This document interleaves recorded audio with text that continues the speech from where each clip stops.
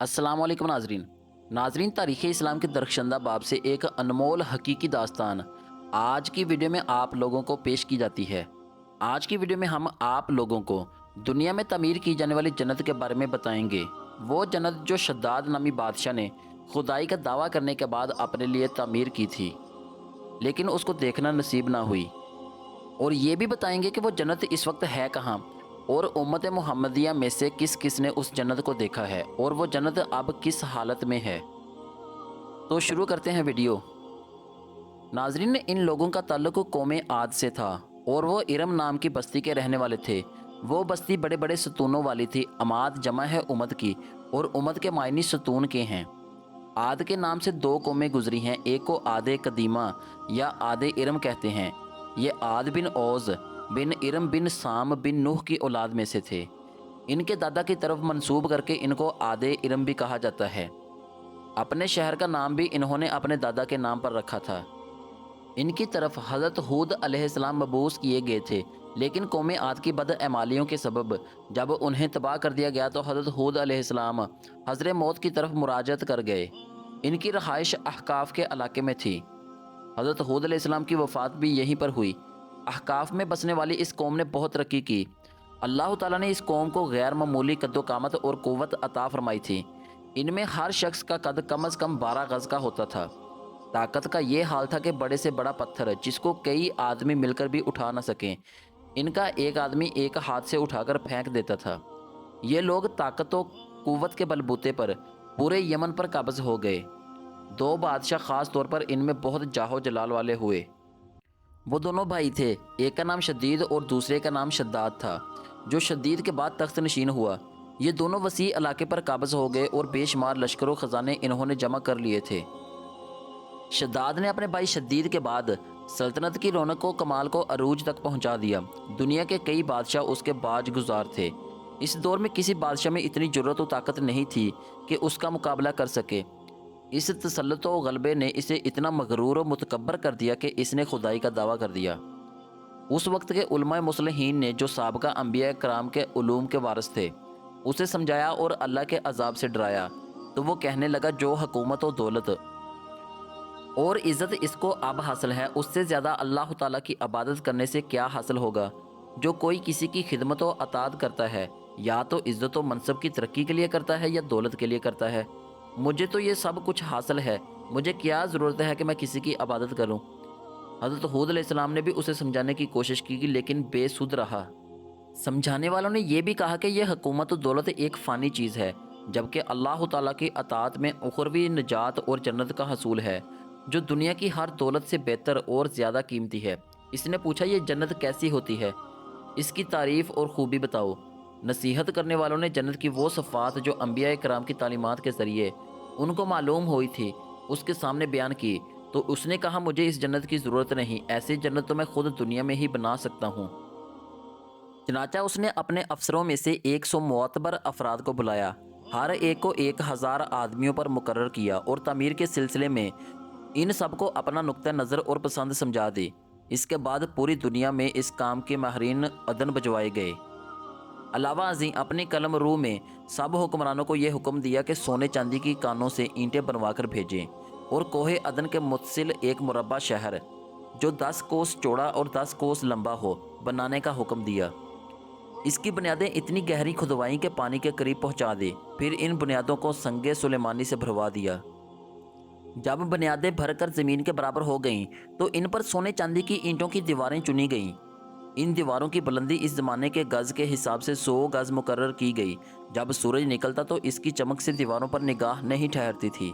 यूं शहर की 4 दीवारी बनाई गई। इसके बाद 4 दीवारी के अंदर 1000 महल तामीर किए गए। हर महल 1000 सतूनों वाला था और हर सतून जवाहरात से जुड़ाव किया हुआ था। फिर शहर के दरमियान में एक नहर बनाई गई और हर महल में इस नहर से छोटी छोटी नहरें ले जाई गईं। हर महल में हौज़ व फवारे बनाए गए। इन नहरों की दीवारों और फर्श याकूत, ज़मर्द, मरजान और नीलम से सजा दी गईं। नहरों के किनारों पर ऐसे मसनूई दरख्त बनाए गए जिनकी जड़ें सोने की, शाखें और पत्ते ज़ुमर्द के थे।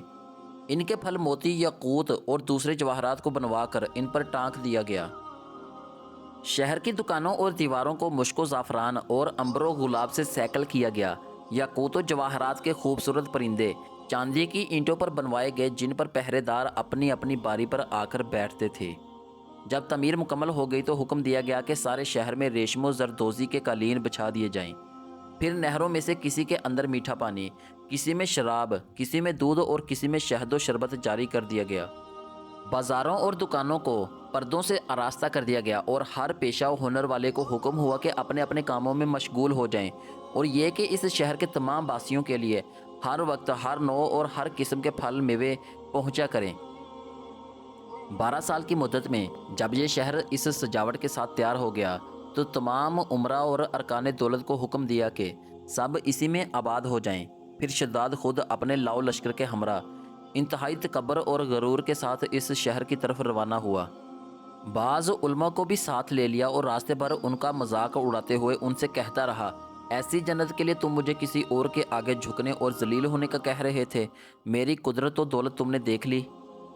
جب قریب پہنچا تو تمام شہر والے اس کے استقبال کے لیے شہر کے دروازے کے باہر آ گئے اور اس پر زر و جواہر نشاور کرنے لگے۔ اسی ناز و ادا سے چلتے ہوئے جب شہر کے دروازے پر پہنچا تو روایت ہے کہ ابھی اس نے گھوڑے کی رکاب سے ایک پاؤں نکال کر دروازے کی چوکھٹ پر رکھا ہی تھا کہ اس نے وہاں پہلے سے ایک اجنبی شخص کو کھڑے ہوئے دیکھا۔ اس نے پوچھا، تم کون ہو؟ اس نے کہا، میں ملک الموت ہوں۔ پھر شداد نے پوچھا کہ تم کیوں آئے ہو؟ اس نے کہا، تیری جان لینے۔ شداد نے کہا، مجھ کو اتنی مہلت دے کہ میں اپنی بنائی ہوئی جنت کو دیکھ لوں۔ جواب ملا، مجھ کو حکم نہیں۔ کہا، چلو اس قدر ہی فرصت دے دو کہ گھوڑے پر سے اتر جاؤں۔ جواب ملا، اس کی بھی اجازت نہیں۔ چنانچہ ابھی شداد کا ایک پاؤں رکاب میں اور دوسرا چوکھٹ پر ہی تھا کہ ملک الموت نے اس کی روح قبض کر لی۔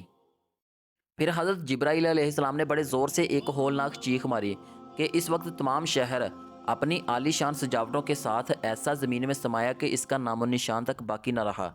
قرآن پاک میں اس کا ذکر اس طرح ہوا ہے، وہ جو ارم تھے بڑے ستونوں والے، اور شہروں میں سے اس کی مانند کوئی شہر شاندار نہ تھا۔ معتبر تفاسیر میں لکھا ہے کہ بادشاہ اور اس کے لشکر کے ہلاک ہو جانے کے بعد وہ شہر بھی لوگوں کی نگاہوں سے اوجھل کر دیا گیا، مگر کبھی کبھی رات کے وقت عدن اور اس کے ارد گرد کے لوگوں کو اس کی کچھ روشنی اور جھلک نظر آ جاتی ہے۔ یہ روشنی اس شہر کی دیواروں کی ہوتی تھی۔ حضرت عبداللہ رضی اللہ تعالیٰ عنہ بن کلابہ جو صحابی ہیں، اتفاق سے ادھر کو چلے گئے۔ اچانک آپ کا ایک اونٹ بھاگ گیا۔ آپ اس کو تلاش کرتے کرتے اس شہر کے پاس پہنچ گئے۔ جب اس کے میناروں اور دیواروں پر نظر پڑی تو آپ بے ہوش ہو کر گر پڑے۔ جب ہوش آیا تو سوچنے لگے کہ اس شہر کی صورتحال تو ویسی ہی نظر آتی ہے جیسے نبی کریم صلی اللہ علیہ وآلہ وسلم نے ہم سے شداد کی جنت کے بارے میں بیان فرمائی تھی۔ یہ میں خواب دیکھ رہا ہوں یا اس کا حقیقت سے بھی کوئی تعلق ہے؟ اسی کیفیت میں اٹھ کر وہ شہر کے اندر گئے۔ اس کے اندر نہریں اور درخت بھی جنت کی طرح کے تھے، لیکن وہاں کوئی انسان نہیں تھا۔ آپ رضی اللہ تعالیٰ عنہ نے وہاں پڑے ہوئے کچھ جواہرات اٹھائے اور واپس چل دیے۔ وہاں سے وہ سیدھے اس وقت کے دارالخلافہ دمشق میں پہنچے۔ حضرت امیر معاویہ رضی اللہ تعالیٰ عنہ وہاں موجود تھے۔ وہاں جو کچھ ماجرا ان کے ساتھ پیش آیا انہوں نے بیان کیا۔ حضرت امیر معاویہ نے ان سے پوچھا، وہ شہر آپ نے حالت بیداری میں دیکھا تھا کہ خواب میں؟ حضرت عبداللہ بن کلابہ نے بتایا کہ بالکل بیداری میں دیکھا تھا۔ پھر اس کی ساری نشانیاں بتائیں کہ وہ عدن کے پہاڑ کی فلاں جانب اتنے فاصلے پر ہے، ایک طرف فلاں درخت اور دوسری طرف ایسا کنواں ہے، اور یہ جواہرات و یاقوت نشانی کے طور پر میں وہاں سے اٹھا کر لایا ہوں۔ حضرت امیر معاویہ یہ ماجرا سننے کے بعد نہایت حیران ہوئے۔ پھر اہل علم حضرات سے اس کے بارے میں معلومات حاصل کی گئیں کہ کیا واقعی دنیا میں ایسا شہر بھی کبھی بسایا گیا تھا جس کی اینٹیں سونے چاندی کی ہوں۔ علماء نے بتایا کہ ہاں، قرآن کریم میں بھی اس کا ذکر آیا ہے۔ اس آیت میں ارم ذات العماد یہی شہر ہے، مگر اللہ تعالیٰ نے اس کو لوگوں کی نگاہوں سے چھپا دیا ہے۔ علماء نے بتایا کہ ان حضرت صلی اللہ علیہ وسلم نے بھی یہ فرمایا ہے کہ میری امت میں سے ایک آدمی اس میں جائے گا، اور وہ چھوٹے قد سرخ رنگ کا ہوگا، اس کے ابرو اور گردن پر 2 تل ہوں گے۔ وہ اپنے اونٹ کو ڈھونڈتا ہوا اس شہر میں جائے گا اور وہاں کے عجائبات دیکھے گا۔ جب حضرت امیر معاویہ رضی اللہ تعالیٰ عنہ نے یہ ساری نشانیاں حضرت عبداللہ بن کلابہ میں دیکھیں تو فرمایا، واللہ یہ وہی شخص ہے۔ ناظرین، آج کی ویڈیو سے صرف اتنا ہی۔ مزید ایسی اچھی اور انفارمیٹیو ویڈیوز کے لیے ہمارے چینل کو سبسکرائب کریں اور بیل آئیکن کو پریس کر لیں تاکہ آنے والی مزید اپڈیٹس آپ تک پہنچ سکیں۔ اللہ حافظ.